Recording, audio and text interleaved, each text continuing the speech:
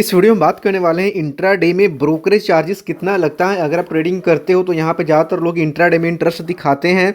तो इंट्राडे का यहाँ पे देखिए हम बात करने वाले हैं ग्रो में कितना लगता है, एंजल वन में कितना लगता है, ज़ेरोधा में कितना लगता है और अप स्टॉक्स में कितना लगता है। यानी कि जो टॉप के 4 ब्रोकरेज सभी में का आपको मैं बता दूंगा कि किसमें कितना ब्रोकरेज लगेगा और कौन आपके लिए सबसे सस्ता रहने वाला। तो वीडियो को पूरा कंप्लीट देखिए, बहुत ही इन्फॉर्मेटिव वीडियो। सबसे पहले थोड़ा सा स्टार्टिंग कर लेते हैं। इंटर ट्रेडिंग क्या होती है। इंटर ट्रेडिंग यानी कि आज हमने शेयर खरीदो, हमें आज ही बेच देना है, हम अगले दिन तक होल्ड नहीं कर सकते हैं। और जो टाइमिंग है मंडे से लेकर के फ्राइडे तक ये चलता है। 9:15 से लेकर के 3:20 के बीच बीच हमें एंट्री और एग्जिट करना है। अगर बाय करा तो हमें सेल करना ही पड़ेगा, अगर नहीं करते हैं तो स्केयर ऑफ कर देगा हमारा ब्रोकर, उसके ऊपर भी पेनल्टी लगा देता है, 50 रुपये का चार्ज बोल सकते हो। ओके, अब इंटर ट्रेडिंग का दूसरा फायदा ये होता है कि हम कम पैसे में ज़्यादा की ट्रेडिंग कर सकते हैं, अप टू 5x। अगर हमारे पास 1000 है हमारे अकाउंट में तो हम 5000 तक का यहाँ पे क्या कर सकते हैं, इंट्राडे ट्रेडिंग कर सकते हैं। अगर हमारे पास 10,000 है तो हम 50,000 तक की इंट्राडे ट्रेडिंग कर सकते हैं। और जो भी यहाँ पे लॉस और प्रॉफिट होगा तो वो हमें हमारे बड़े अमाउंट के ऊपर होगा, यानी कि हमें 5x तक का मार्जिन हमें ब्रोकर प्रोवाइड कर देता है। यहाँ पे जो लॉस होता है वो भी बड़े अमाउंट पे ही होगा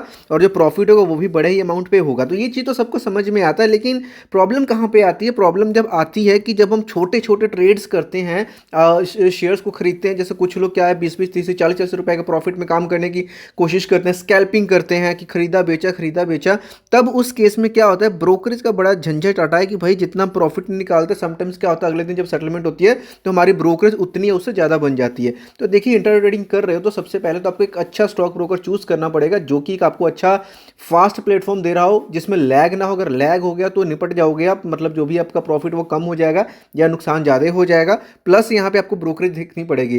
तो स्टार्टिंग करते हैं सबसे पहले ग्रो से। देखिए क्योंकि ग्रो क्या है कि सब लोगों में बहुत ही फेमस और पॉपुलर है, लेकिन जितना ही फेमस और पॉपुलर है सबसे महंगा आपको ग्रो पड़ने वाला है। यहाँ पे ग्रो का क्या सिस्टम है भाई, 0.10% और ₹20 विच एवर इज लोअर। यानी कि अगर तो आप छोटे मोटे अमाउंट से कर रहे हो तो भी 0.10% के हिसाब से चार्ज करेगा। अगर इन लैक्स में कर रहे हो, बड़ी अमाउंट में करो तो मैक्सिमम पर ऑर्डर 20 रुपये से ज़्यादा ये नहीं लेगा। यानी कि ये बाय के ऊपर भी लगेगा और सेम चीज़ सेल के ऊपर भी लगने वाला है। यानी ग्रो को हम ध्यान से समझना, 0.10% या ₹20 जो भी इसमें से क्या है, जो भी कम होगा। लेकिन अगर कोई आदमी 100-50 रुपये वाला एक शेयर खरीदता तो भी मिनिमम जो ब्रोकरेज यहाँ पे जाने वाली है ₹2 तो मिनिमम जाएगी, राइट। ये अब हमने ग्रो की बात कर ली। ग्रो के बाद में हम बात कर लेते हैं यहाँ पे ज़ेरोधा की। Zerodha is also one of the top brokers, discount brokers. अब ज़ेरोधा में क्या सीन है, ज़ेरोधा आपको क्या बोलता है, अगर आप इंटर ट्रेडिंग कर रहे हो तो 0.03% और ₹20 which ever is lower.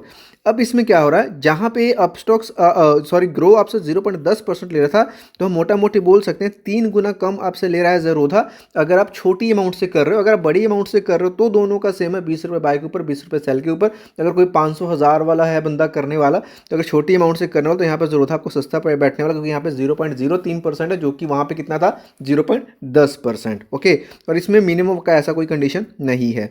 Zerodha के बाद में यहाँ पे तीसरे नंबर पर बात कर लेते हैं एंजल वन की, जिसके बारे में ऑलरेडी आपने सब लोगों ने बहुत सुना होगा। अब एंजल वन का क्या सीन है, जो ज़ेरोधा की ब्रोकरेज है सेम आपको एंजल वन में भी देखने को मिलता है, 0.03% और ₹20 विच एवर इज लोअर। अब इसमें यह है कि अगर आप एंजल वन में जाते हो तो ये तो ठीक है ब्रोकरेज है, लेकिन अगर नया अकाउंट ओपन कर रहे हो तो जो फर्स्ट 30 डेज आपका रहेगा वो क्या होने वाला है, ब्रोकरेज फ्री रहने वाला है। ब्रोकरेज फ्री यानी कोई भी ब्रोकरेज आपको पे नहीं करना पड़ेगा 30 दिन के तक। और जब 30 दिन आपके कंप्लीट हो जाएंगे तो 30 डेज के बाद में कितना पे करना पड़ेगा आपको, वही 0.03% और ₹20 which ever is lower. Simple is that.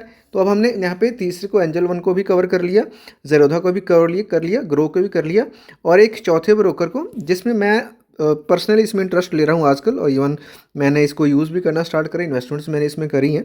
तो अप स्टॉक्स का क्या है, अप स्टॉक्स में सिंपल सा इनका फंडा है, 0.05% और ₹20 which ever is lower. Again अब यहाँ पे देखिए ये बोल सकते हैं कि ज़ेरोधा और एंजल वन से थोड़ा सा महंगा कंपैरेटिवली, क्योंकि वहाँ पे क्या है 0.03% है, लेकिन अपस्टॉक क्या कर रहा है यहाँ पे 0.05% है, हल्का सा महंगा, लेकिन ग्रो से काफ़ी सस्ता, मतलब ग्रो का आधा।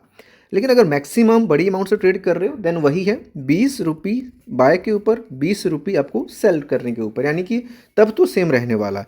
इन चीज़ों को अब आई होप कि क्लियर हो गया होगा।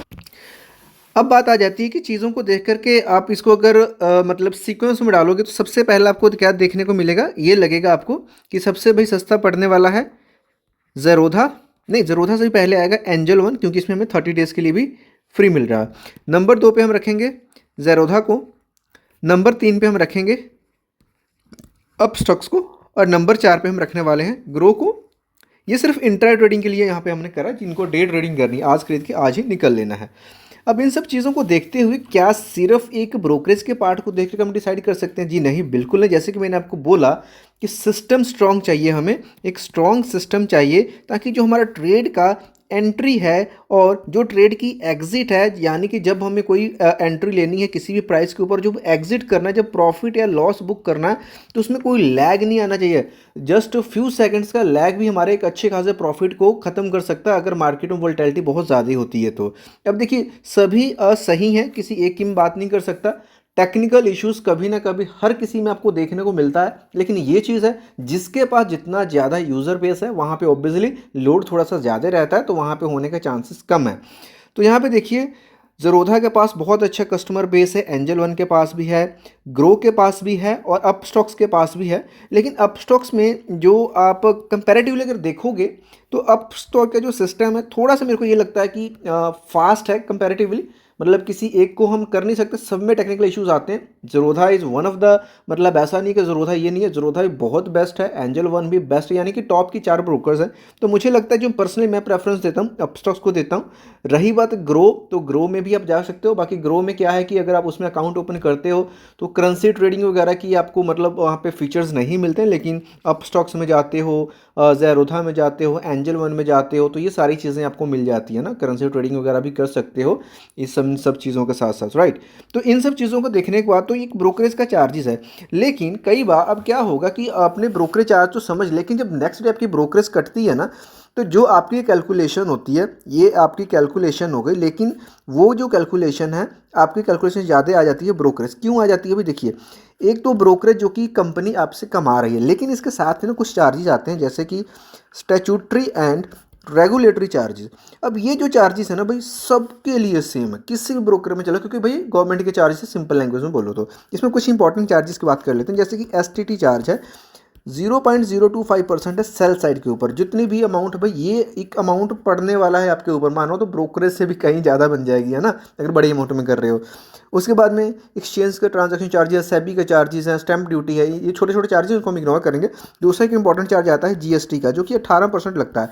ये अब क्या कर, किसके ऊपर लगता है? ये सभी चीज़ जब निकल करके आती है, जब सारी वैल्यू निकल करके आ जाए, सारी कॉस्ट निकल करके आ जाती है, ब्रोकरेज को ऐड करके, एक्सचेंज ट्रांजैक्शन को ऐड करके, स्टैंप ड्यूटी, सेबी के सभी चार्जेस को ऐड करके, उसके ऊपर 18% ये लगता है, राइट। पूरी अमाउंट के ऊपर नहीं लग सकता। एंड ये दो इंपॉर्टेंट चार्जेस हैं, बाकी का मैंने आपको बता दिया।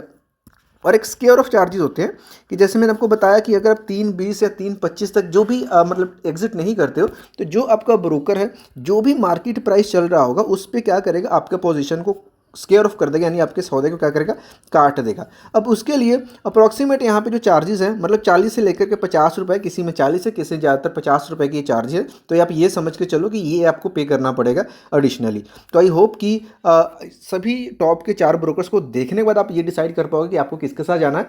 अगर मेरी पर्सनल रिकमेंडेशन जानना चाहते हो तो मैं वीडियो के डिस्क्रिप्शन में अपडेट कर दूंगा, आप किसी के साथ भी जा सकते हो, क्योंकि ये जो वीडियो सिर्फ इन्फॉर्मेशन एंड एजुकेशनल पर्पज के लिए बनाई गई है। चैनल के ऊपर नए हो तो वीडियो को लाइक और चैनल को सब्सक्राइब जरूर करें। Thank you.